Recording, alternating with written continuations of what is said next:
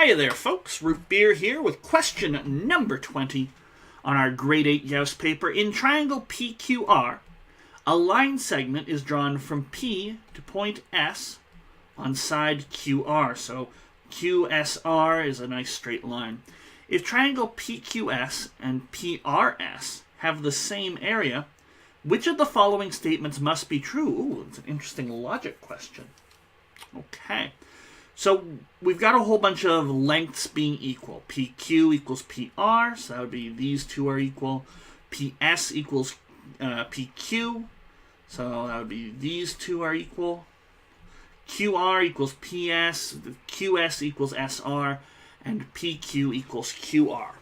Okay. So we're told that these two smaller triangles are equal. Now, what you could do is you could just sort of sit around and say, well, let's take each of the possibilities in turn and see if we can construct a triangle that works that way. And that's fine. But I think the easier way to go about doing this question is to say, all right, if I've got equal areas, how do I make areas for a triangle? Well, both of the triangles have P at the top, and they have QR forming some part of the base. Okay?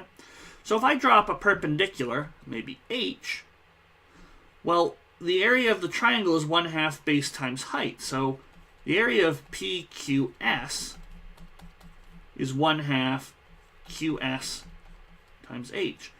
But that's the same as the area of PRS, which is 1/2 SR times H. But these have to be equal, so 1/2 QR times H is 1/2 SR times H. Divide by the 1/2 on both sides, divide by the H, which we didn't know anyway, but it doesn't really matter, and you get, oops, I don't know why I wrote an 8, it was supposed to be an S, you get QS equals SR. Okay? So I've been able to deduce that without actually looking at the solutions. Like, I looked at the possibilities just so I knew, okay, they're talking about one side is equal to another side. But the only information I'm given is that two of the areas are equal. Okay? And so I start thinking, all right, how can I set up equations involving computations for these areas in terms of some of the sides? And it really drops out quite nicely as soon as you decide to put this altitude in.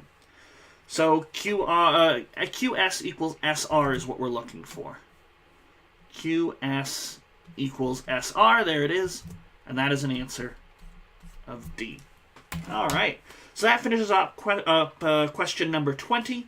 Up next will be question number 21 as we start the 8-mark questions in Part C. These are the harder questions, so if you haven't given them a look, please do so. Practice really does make perfect, even if you just give them a once-over so you sort of understand the concepts or have an idea as to what you might try and do on those questions. It really is great and is good help. Okay? So I will see you in the next video for question number 21. Until then, take care.